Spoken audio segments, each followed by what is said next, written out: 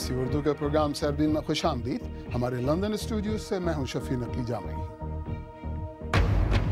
اقوام متحدہ کی بنگلہ دیش سے اپیل کہ سرحد پر پھنسے ہزاروں روہنگیا مسلمانوں کو پناہ دی جائے۔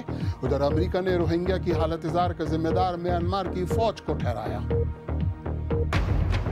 اسپین کی جانب سے آزادی کا مطالبہ ختم نہ کرنے کی صورت میں کیٹالونیا کو حاصل خود مختاری ختم کرنے کے عمل کا اعلان۔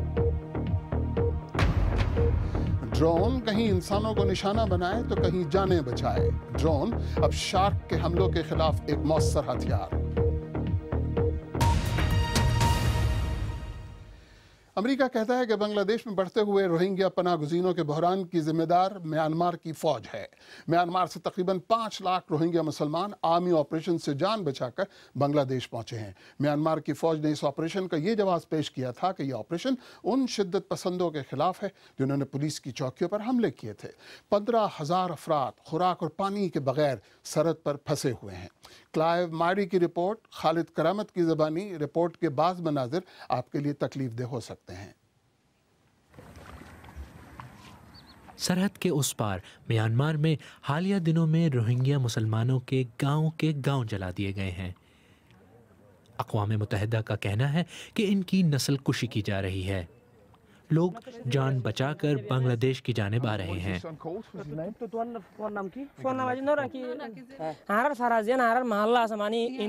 میرے گاؤں میں کئی افراد قتل کیے گئے، لیکن میرا بیٹا ابھی پیدا ہوا ہے، اس لیے ہم پہلے بھاگ نہیں سکے، ابھی تو اس کا نام بھی نہیں رکھا۔ What's going on in Myanmar? Why have you had to flee? اس شخص نے ہمیں تشدد اور قتل کے بارے میں بتایا۔ ہم نے راستے میں کئی لاشیں دیکھیں، ان کے سر اور اعضاء کٹے ہوئے تھے، گھر گھر جا کر انہیں ہلاک کیا گیا۔ ہم سرحد کی جانب بڑھے تو وہاں جو دیکھا ہم اس کے لیے بالکل تیار نہیں تھے۔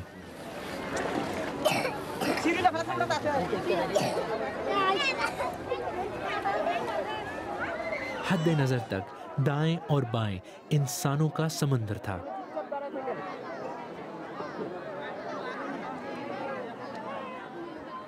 دس سے 15,000 افراد صرف ایک رات میں سرحد کے اس پار آئے ہیں۔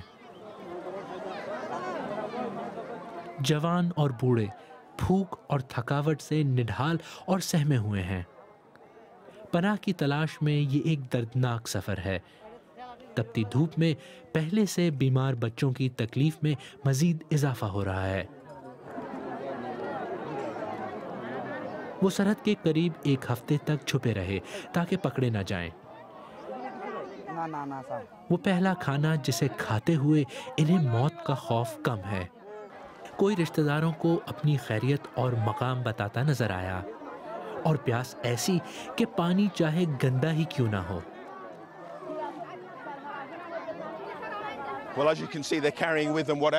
وہ جو کچھ بچا اپنے ساتھ لے آئے، اپنے ان جلے ہوئے گھروں سے جس کا الزام وہ میانمار کی فوج پر لگاتے ہیں۔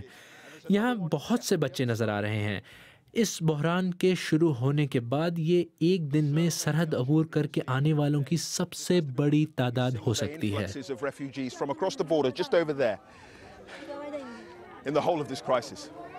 کئی افراد میں تو چلنے کی سکت بھی نہیں، اور ان میں منارہ بیگم بھی شامل ہیں۔ بنگلہ دیش میں داخل ہونے سے صرف چند گھنٹے پہلے انہوں نے ایک بیٹے کو جنم دیا، اور اس نے پہلی بار آنکھ کھولی تو اس کے سامنے ایک ایسی شفاف دنیا تھی جہاں شاید اس کے یا روہنگیا مسلمانوں کے لیے کوئی جگہ نہیں۔ ان کے شوہر محمد نے بتایا کہ ہم نے خدا سے دعا کی کہ ان کی حفاظت کر۔ ہم نے 2 دن سے کچھ نہیں کھایا تھا اور یہ لیبر میں چلی گئیں۔ مجھے نہیں پتا اب میرے بیٹے کا کیا ہوگا، یہ ننھی سی جان ہے۔ ممکن ہے کہ نئے آنے والے افراد کو بھی حال ہی میں بننے والی اس بستی میں بسنا پڑے، جو جلد ہی دنیا کا سب سے بڑا پناہ گزین کیمپ بن سکتا ہے۔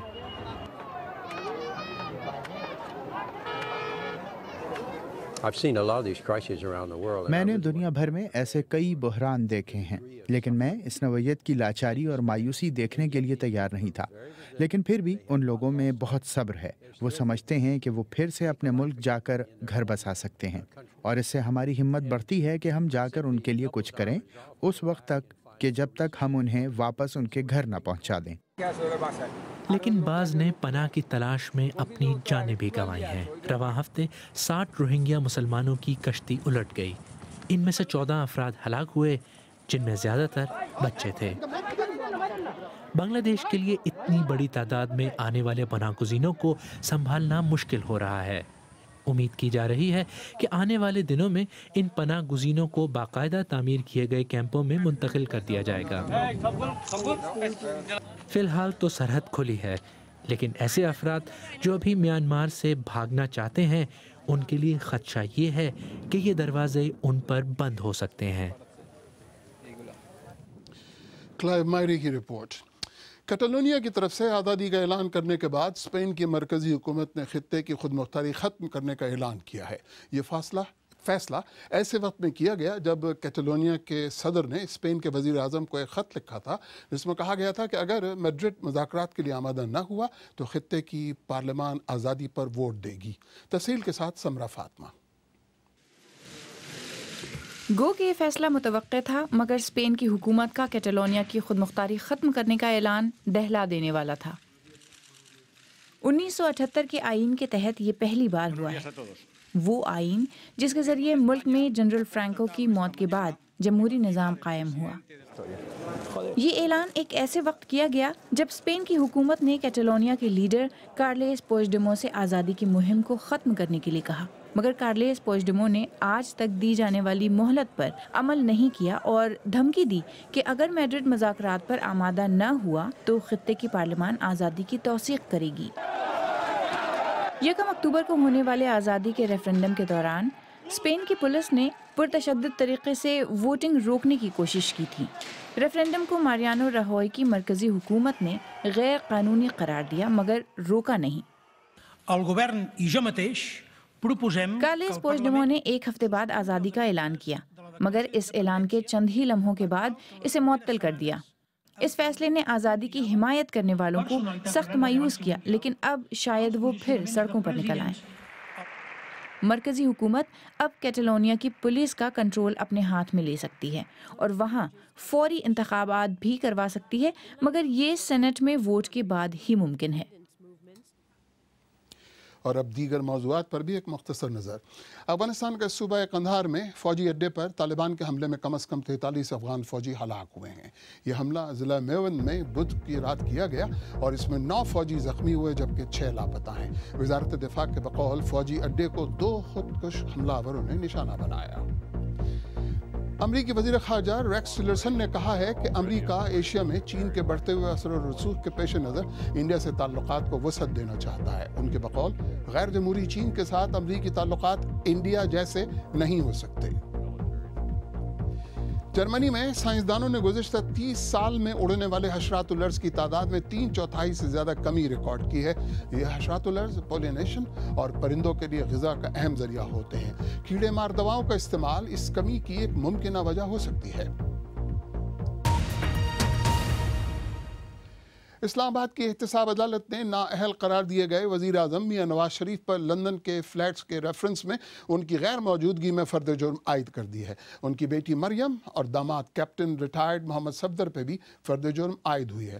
مزید تفصیل بتانے کے لیے اسلام آباد سے نامہ نگار شہزاد ملک براہ راست موجود ہیں۔ جی شہزاد، یہ بتائیں کہ کیا احتساب عدالت نے سب پر ایک ہی مقدمے کی فرد جرم عائد کی ہے؟ جی شفیع، سابق وزیر اعظم نواز شریف پر 2 مقدمات میں فرد جرم عائد کی گئی ہے۔ اس میں ایک جو ہے ایون فیلڈ پراپرٹی ہے اور دوسرا العزیزیہ سٹیل مل ہے، جبکہ مریم نواز اور ان کے شوہر کیپٹن ریٹائرڈ محمد صفدر پر لندن فلیٹس کے بارے میں فرد جرم عائد کی گئی ہے، اور اس فرد جرم میں یہ کہا گیا ہے کہ لندن فلیٹس کی ملکیت کے بارے میں جو انہوں نے سن 2006 کا معاہدہ اکاؤنٹیبلٹی کورٹ میں پیش کیا ہے وہ جعلی ہے، جبکہ نواز شریف کے خلاف جو دوسرا مقدمہ ہے العزیزیہ سٹیل مل، اس میں یہ کہا گیا ہے کہ نواز شریف نے جو ان کے جو ذرائع آمدن ہیں اس سے زیادہ اثاثے بنائے ہیں۔ اس کے علاوہ انہوں نے سرکاری عہدہ رکھنے کے ساتھ ساتھ کاروبار بھی کیا ہے، اور انہوں نے اس دوران بے نامی جائیدادیں بھی بنائی ہیں جو کہ نیب کے قوانین کے مطابق غیر قانونی ہے۔ تاہم یہ 2 ملزمان تو آج عدالت میں موجود تھے، تو انہوں نے جو کا جرم کا اعتراف ہے وہ تو نہیں کیا اور نہ ہی اس کی صحت جرم سے انکار کیا۔ تو شہزاد یہ بتائیں کہ اگر یہ مجرم قرار پاتے ہیں तो सज़ा क्या हो सकती है? जी शफ़ी, कानूनी माहिरीन के मुताबिक अगर इन मुलज़मान को इन तीनों रेफरेंस में सज़ा होती है तो कानून के मुताबिक सज़ा जो है वो 15 साल है। इसके साथ जुर्माना भी है और जायदाद की ज़ब्तगी भी है, और ये अदालत पे है कि अगर वो इन तीनों रेफरेंस का जो फ़ैसला है वो एक साथ सुनाती है या अलग अलग सुनाती है। और अगर इनको सज़ा हो जाती है तो ये भी अदालत पे है कि वो ये सज़ा जो है वो एक साथ ही शुरू करेगी या अलग अलग शुरू करने का भी अदालत जो है वो हुक्म दे सकती है। जी शफ़ी। शहजाद मलिक, बहुत बहुत शुक्रिया। BBC उर्दू के प्रोग्राम सरबीन में आगे चलकर देखिएगा पाकिस्तान और अफगानिस्तान की तवील और पेचीदा सरहद पर बाड़ लगाने से पाकिस्तान क्या हासिल करना चाहता है और कैसे शार्क के हमलों से बचने के लिए ड्रोन का इस्तेमाल किया जाएगा।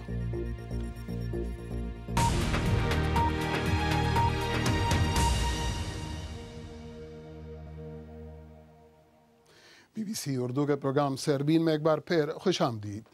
पाकिस्तान और अफगानिस्तान की सरहद पर खारदार बाड़ लगाने का काम आजकल जोर शोर से जारी है। कई मरहलों पर मुश्तमिल इस मंसूबे पर काम जून में शुरू हुआ और अब तक 43 किलोमीटर सरहद पर बाढ़ की तनसीब मुकम्मल हुई है, जबकि 2000 किलोमीटर से ज़्यादा तवील इस मंसूबे पर आने वाली लागत का तखमीना 56 अरब रुपए का है।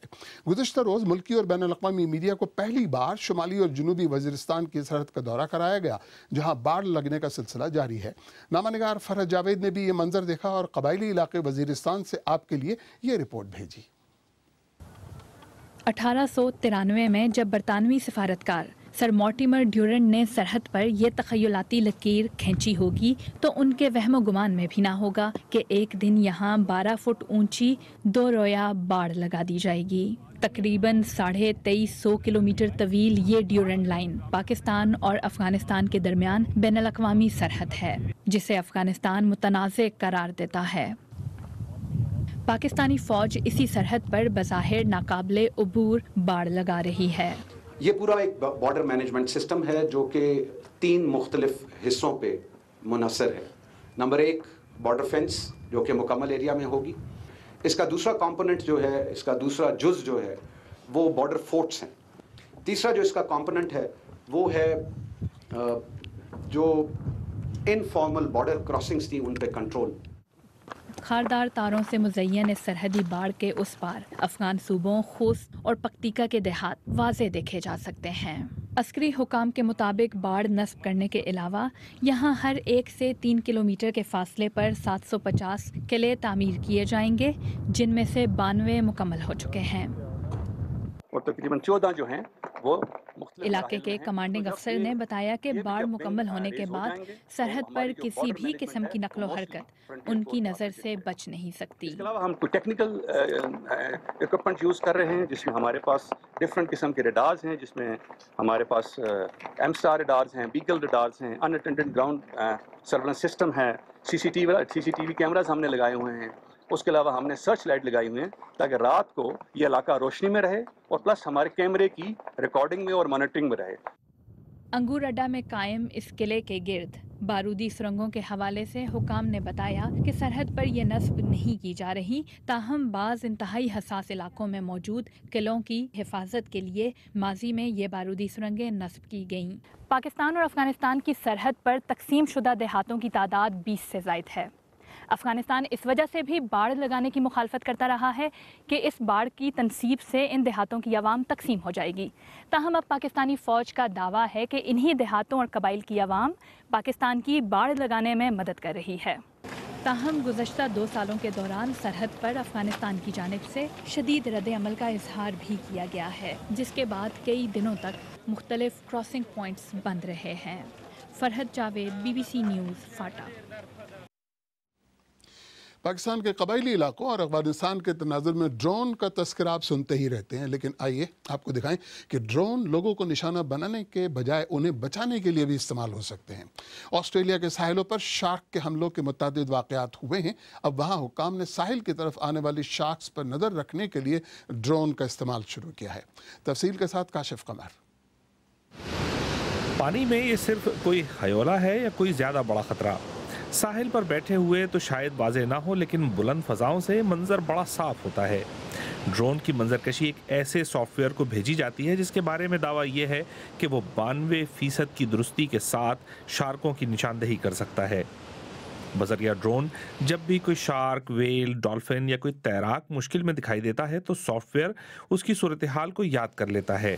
نگرانی کا یہ تجربہ نیو ساؤتھ ویلز کے ساحلوں پر شروع کیا گیا ہے۔ ڈینیل ڈرون پائلٹ کی تربیت پانے والے ابتدائی لوگوں میں سے ہیں۔